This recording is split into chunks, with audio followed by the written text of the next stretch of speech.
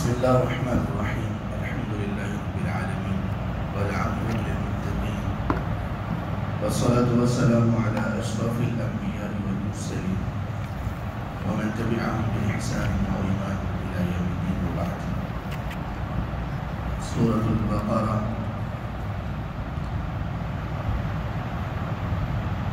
آية نمبر 113. أعوذ بالله من الشيطان الرجيم. وقالت اليهود ليست النصارى على شيء. یہود نے کہا کہ نصارہ یعنی عیسائی کسی دین اور مذہب پر نہیں ہے. وقالت النصارى ليست اليهود على شيء. اور نصارہ نے کہا کہ یہودی کسی چیز پر یعنی کسی دین مذہب پر نہیں ہے. وهم يتلون الكتاب. حالانکہ وہ سب کتاب کی یعنی تورات اور انجیل کی تلاوت کرتے ہیں. كذلك قال الذين لا يعلمون مثل قولهم. اسی طرح ان لوگوں نے بھی کہا جو علم نہیں رکھتے بالکل ان کی بات کی طرح. فاللہ يحكم بينهم يوم القيامة. سو اللہ ان کے درمیان قیامت کے دن فیصلہ کریں گے. فيما كانوا فيه يختلفون. اس چیز کے متعلق جس میں وہ اختلاف کیا کرتے تھے. اس آیت میں اللہ تعالیٰ نے پچھلی آیت کی مناسبت سے یہود و نصارہ کے آپس کے اختلاف کا ذکر کیا ہے. اس آیت میں لوگوں نے یہ کہا مسلمانوں کی دشمنی بغض اور نفرت میں کہ جنت میں مسلمان تو جا ہی نہیں سکتے. جنت میں جانے والی قومیں دو ہی ہیں، دو ہی طرح کے لوگ ہیں، یا تو یہودی ہوں گے یا نصرانی ہوں گے. وقالوا لن يدخل الجنة الا من كان هودا او نصارى. اس قول سے پتہ یہ چلتا ہے کہ ان کے نزدیک اگر کوئی حق پر ہے، سیدھی راہ پر ہے، جنت والی راہ پر ہے تو وہ یہود و نصارہ ہے. لیکن آپس کا کوئی اختلاف دیکھیے کہ ابھی اس آیت میں اللہ تعالیٰ نے ان کے متعلق کیا فرمایا کہ یہودی کہتے ہیں کہ نصارہ کسی بھی دین اور مذہب پر نہیں ہے، ان کا کوئی عقیدہ نہیں، کوئی اسلام نہیں، کوئی ایمان نہیں، مطلب کافر ہے. نصارہ نے بھی کہا یہودی کافر ہے. انہوں نے آپس میں ایک دوسرے کی تکفیر کی، آپس میں ایک دوسرے کو گمراہ اور کافر قرار دیا. حالانکہ یہ چیزیں آپس میں ایک دوسرے کو اس طرح سے تکفیر ان کی کرنا یہ سخت بڑا گناہ ہے، پہلے بھی تھا اور آج بھی ہے. اس لیے کہ دونوں ہی ایک ہی رب کو ماننے والے اور انبیاء علیہ السلام کا جو سیکوینس ہے اس کے مطابق ہر آنے والے نبی کو ماننے کے وہ پابند ہیں. موسیٰ علیہ السلام پر ایمان لے کر آئے بنی اسرائیل کے لوگ. موسیٰ علیہ السلام کے بعد عیسیٰ علیہ السلام آئے اور ان کی خوشخبریاں موجود تھیں. ان کو چاہیے تھا، ان پر فرض تھا، ان پر لازم تھا کہ وہ عیسیٰ علیہ السلام کو بھی مان لیتے، لیکن انہوں نے مخالفت کی اور مخالفت ضد عناد میں اتنا آگے بڑھ گئے کہ عیسیٰ علیہ السلام کے متعلق یہودیوں نے نعوذ باللہ ولد الزنا ہونے کا الزام لگا دیا. اتنا آگے بڑھ گئے اور پھر ایک دوسرے کو گمراہ کہنا شروع کر دیا. تو اللہ نے یہ فرمایا کہ یہ مسلمانوں کے مقابلے میں تو یہ کہتے ہیں کہ جنت میں یہودی اور نصرانی جائیں گے، لیکن آپس میں کیا کہتے ہیں؟ آپس میں یہ کہتے ہیں نہ یہودیوں کا کوئی دین مذہب ہے اور یہودی کہتے ہیں نہ نصرانیوں کا کوئی دین مذہب ہے. کیا مطلب کہ ان دونوں کے مطابق دونوں میں سے کوئی بھی جنت میں نہیں جائے. اور اللہ فرماتے ہیں کہ یہ دونوں ہی کتاب کی تلاوت کرتے ہیں. کتاب کی تلاوت سے مراد جو اللہ نے آسمانوں سے وحی ان کی طرف نازل کی تورات اور انجیل کی صورت میں اس کی تلاوت کرتے ہیں. اس کا کیا مطلب ہے؟ اس کا مطلب یہ ہے کہ اس تلاوت کرنے میں اس کتاب میں یہ لکھا ہوا ہے کہ جنت میں کون جائے گا. اور جنت میں کون جائے گا؟ یہ پچھلی آیت میں اللہ نے بتا دیا، بلا من اسلم وجهه للہ وهو محسن، جس نے اپنے چہرے کو اللہ کا مطیع اور فرمانبردار کر لیا، جس نے ایمان اور اسلام کو قبول کر لیا، وهو محسن، اور اس کے بعد اس نے عمل والی زندگی گزاری، جس طرح سے اللہ نے کہا اسی طرح سے وہ عمل کرتا رہا، یہ جنتی ہے۔ اس میں ہر چیز آ گئی، اللہ کے چہرے کو مطیع کرنا، اس میں اسلام ایمان آ گیا، وہ محسن احسان کرنے والا ہو، اس میں عمل آ گیا، پوری زندگی کا عمل، جیسے اللہ کے رسول صلی اللہ علیہ وسلم نے کر کے دکھایا۔ تو اللہ فرماتے ہیں کہ یہ لوگ آپس میں ایک دوسرے کی جو تکفیر کر رہے ہیں، وہم یتلون الکتاب، حالانکہ یہ کتاب کی تلاوت بھی کرتے ہیں، کذالک قال الذین لا یعلمون مثل قولہم، اسی طرح کی بات ان لوگوں نے کہی جو نہیں جانتے تھے۔ اس سے مراد ہیں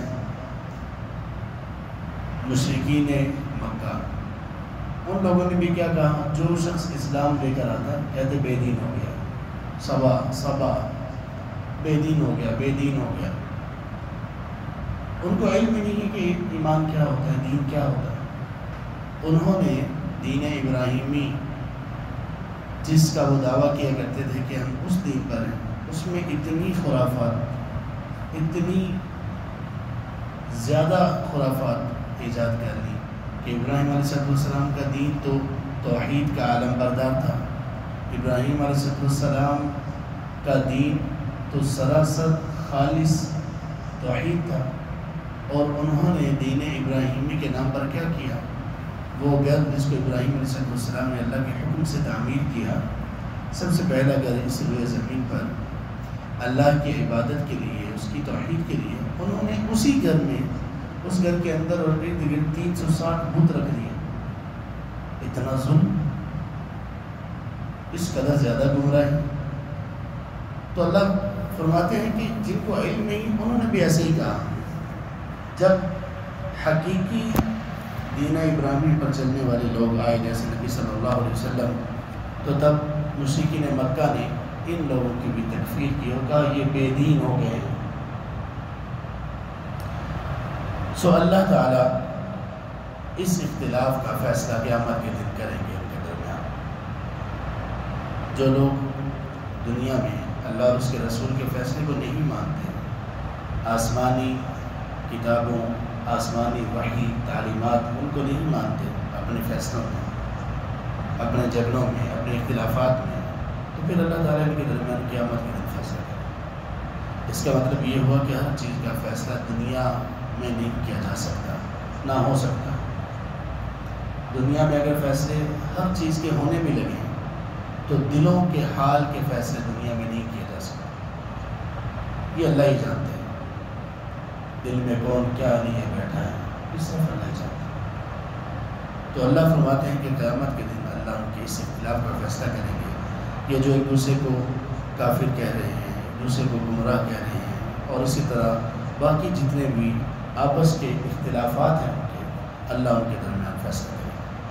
وَمَنْ أَظْلَمُ مِمَّنْ مَنَعَ مَسَاجِدَ اللَّهِ، اس شخص سے بڑھ کر ظالم کون ہے جس نے اللہ کی مساجد سے روکا، أَن يُذْكَرَ فِيهَا اسْمُهُ، کہ ان مساجد میں اللہ کے نام کا تذکرہ کیا جائے، اور اس نے ان مساجد کے سلسلے میں ان کی خرابی، ان میں تخریب کی کوشش کی۔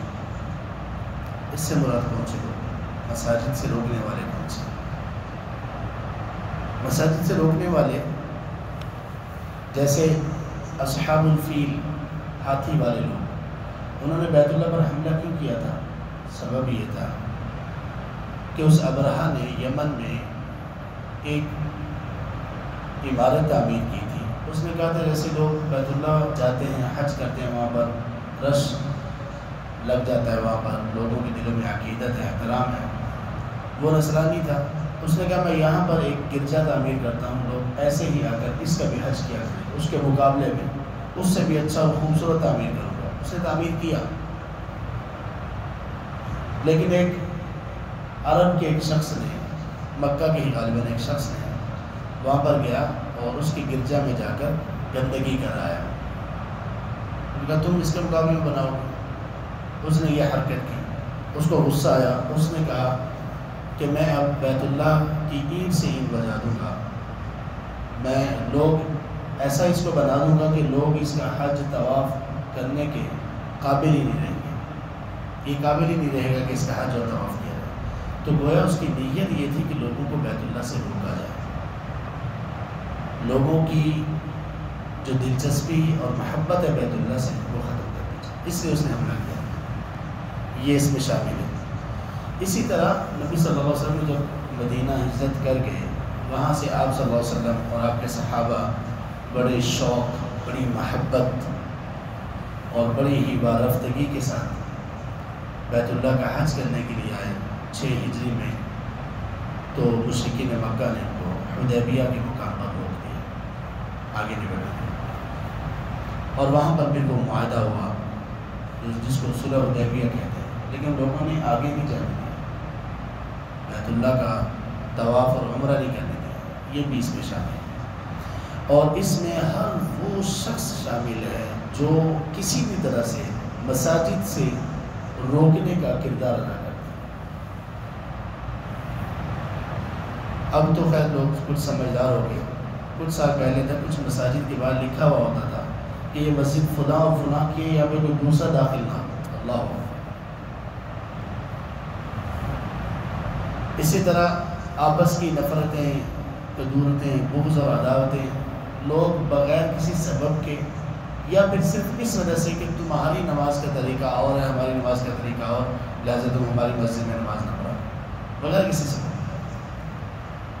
ہاں اگر کوئی شخص مسجد میں آ کر اس کی تخریب کا کوئی عمل کرتا ہے، کوئی اختلافات ڈالنے کی کوشش کرتا ہے، اس سے معذرت کی جا سکتی ہے، کیونکہ ویسے مساجد سے رکنا اللہ اکبر بہت بڑا گناہ ہے، اللہ کے گھر ہیں، اللہ کی مساجد ہے، اور جو شخص اس میں آ کر صرف اللہ کا ذکر کرتا ہے، یعنی نماز پڑھتا ہے اور کچھ بھی نہیں کرتا، اس کو روکنا بڑا گناہ ہے۔ اور اس میں وہ لوگ بھی شامل ہیں مساجد سے متعلق جن کا اخلاق اتنا کرخت ہوتا ہے کہ لوگ بھاگتے ہیں ان سے، ایسے لوگ بھی کچھ بعید نہیں کہ اس آیت کی وعید میں شامل ہوں، یہ بھی اللہ کی مساجد سے روکنے کا سبب بن رہے ہیں۔ ہونا تو یہ چاہیے جو بھی مساجد میں آ رہے ہیں ان کو دل کی خوشی سے ویلکم کہا جائے، اہلاً وسہلاً کہا جائے، خوش آمدید کہا جائے، اور ان کی جہاں تک ممکن ہے خدمت کی جائے۔ خدمت کیا ہے؟ خدمت صرف کھلانا پلانا ہی نہیں ہے، اچھے اخلاق سے پیش آنا، مساجد کا ماحول اچھا رکھنا، صفائی ستھرائی کا اہتمام کرنا، یہاں تک کہ اس کے بارے میں ترغیب ایسی ہے جس نے ایک دن کا بھی مسجد سے اٹھایا، آپ صلی اللہ علیہ وسلم نے فرمایا یہ عمل بھی اس کا میرے سامنے پیش کیا گیا، یعنی اس عمل کا بھی اس کو اجر ملے گا، ایک دن کا۔ پوری مسجد کی صفائی کی کیا بات ہے، اللہ ہمیں ان چیزوں کی بھی توفیق نصیب کرے۔ مساجد سے اللہ تعالیٰ ہمارا یہ تعلق بنائے کہ ہم مساجد کو اپنے گھر، کم از کم اپنے گھر کی طرح تو سمجھیں، حق اس کا اس سے بھی زیادہ ہے۔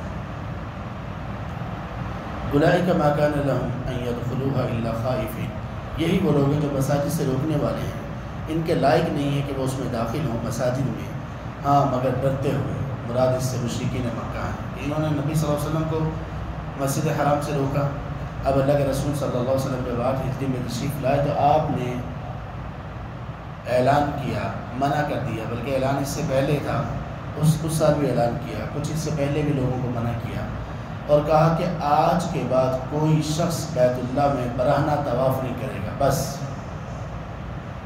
اور پھر ایک اور اعلان کیا گیا، انما المشرکون نجس فلا يقربوا المسجد الحرام بعد عامهم هذا، اس سال کے بعد کوئی مشرک بیت اللہ میں داخل نہ ہوگا، نجس ہے، داخل ہوں تو کیسے ہوں؟ خائفین، ان کے یہی لائق ہے، انہوں نے اللہ کے گھر سے روکا، اب ان کو اللہ کے گھر سے اس طرح سے روکا جائے گا کہ اگر یہ داخل ہوں گے بھی تو ڈرتے ہوئے کیسے؟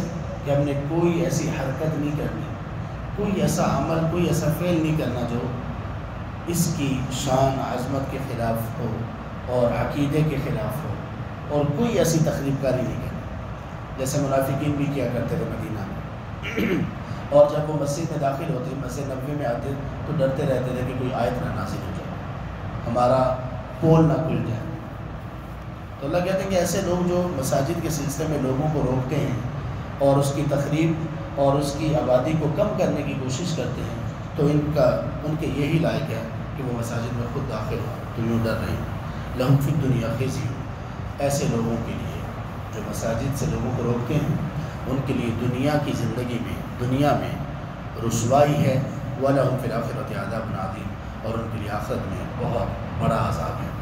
اللہ ہمیں ہر طرح کے عذاب سے دنیا اور آخرت میں محفوظ رکھے، اور اللہ میں اس چیز کی توفیق دے جس سے اللہ راضی ہوتے ہیں اور خوش ہوتے ہیں۔ سبحانک اللہم و بحمدک، اشہد ان لا الہ الا انت، استغفرک و اتوب